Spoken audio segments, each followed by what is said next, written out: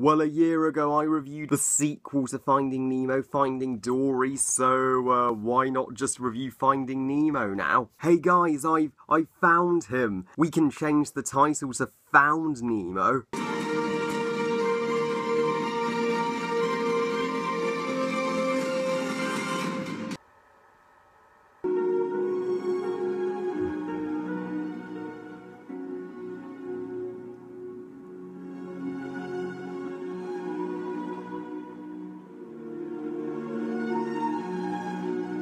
Finding Nemo, directed by Andrew Stanton, and is the 5th Pixar movie overall. So Finding Nemo tells the story of a happy clownfish couple, Marlin and Coral. They've laid 400 eggs together. They're about to become parents. Everything's going great until one very unlucky day a barracuda shows up and decides it's dinner time, leaving only one surviving egg, which Marlin names Nemo, a name that Coral requested.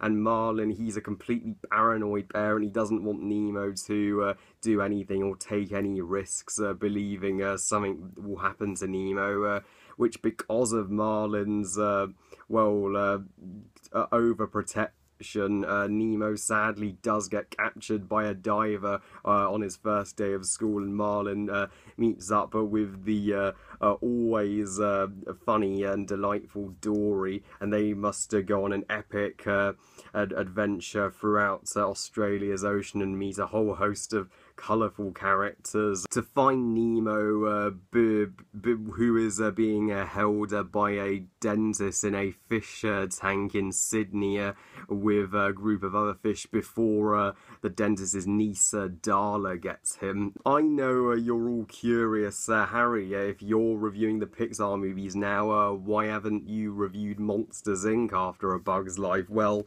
because I already reviewed Monsters Inc. Last year, for its 15th anniversary. It's on my 2016 reviews playlist. If you want to know my thoughts, it will be there. And Monsters Inc., obviously, I'm going to give it a rave review because that's my favourite Pixar film.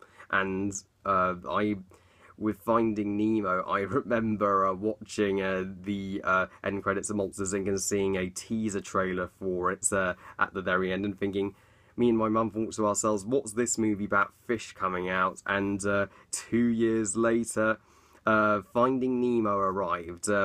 And as I also already reviewed the sequel, Finding Dory, last year, and I don't hold it in high regard as one of the greatest Pixar movies. Don't get me wrong, it's still really good, especially for a sequel, but it's not quite the masterpiece that Finding Nemo was, let's be honest. Finding Nemo is utterly brilliant. Next year, Finding Nemo turns 15 years old. Even a decade and a half later, it's one of those timeless films that you can watch again and again and it never gets old. Finding Nemo is one of my top 10, if not top 5 favourite Pixar movies. I love it. And holy shit, look at that 99% on Rotten Tomatoes. Near perfect score. It deserved all of the universal acclaim from the critics, and it deserved the money that it made. At the time, it was Pixar's highest grossing movie. It made 864 million, no surprise, and it was re-released in 3D in 2013, which was a amazing experience, and now it's it's boosted its box office up to 940 million, so it's still one of the highest grossing animated films of all time.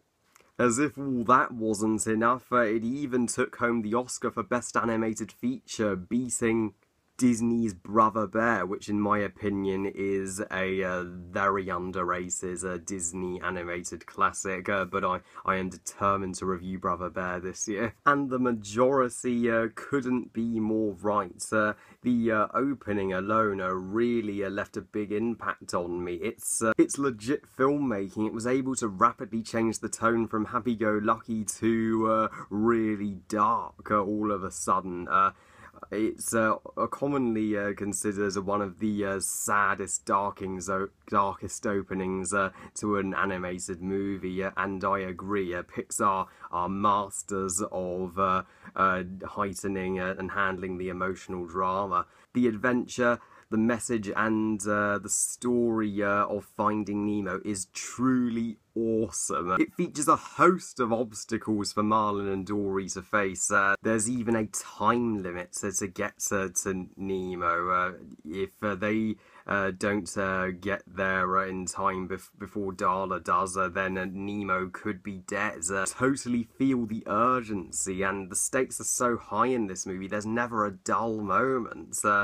Yeah, this is probably one of the best adventure films ever made, but it's not all dark and doom and gloom. The movie takes the time to have a breather, relax, and have fun in places, particularly in the East Australian current scene with the turtles. But that's not filler at all. That develops Marlin and reminds us of the movie's message. So there's no filler in the journey whatsoever. Every scene has a point to it. So even though there are a lot of characters to remember, that doesn't matter because they are all amazing. Yes, Marlin and Nemo.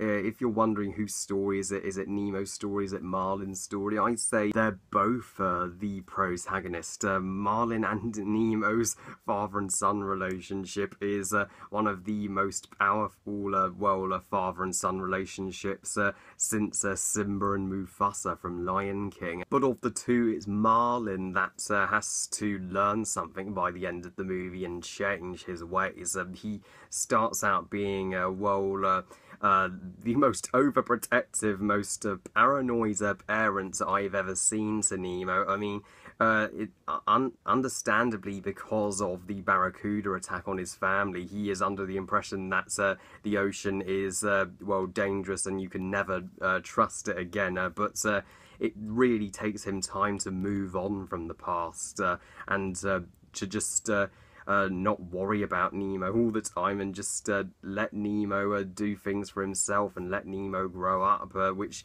Nemo really wants to do.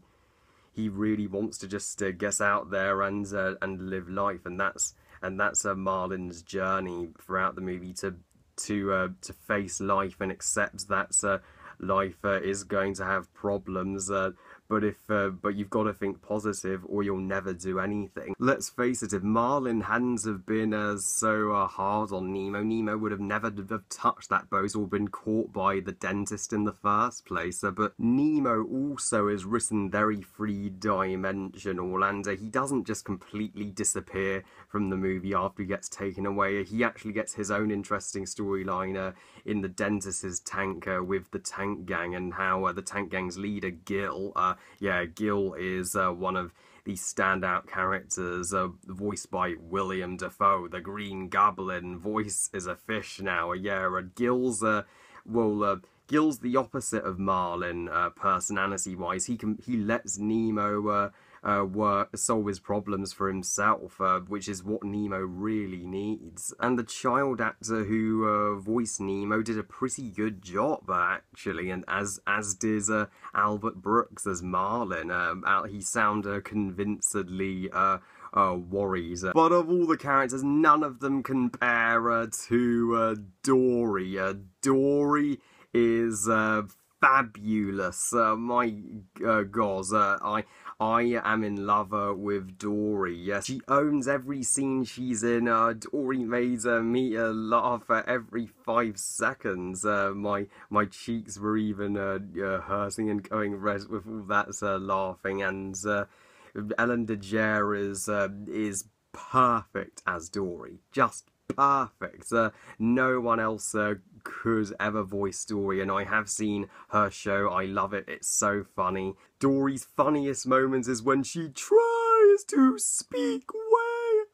Dory's funniest moments is when she speaks whale, when she's like, "Help, with his son.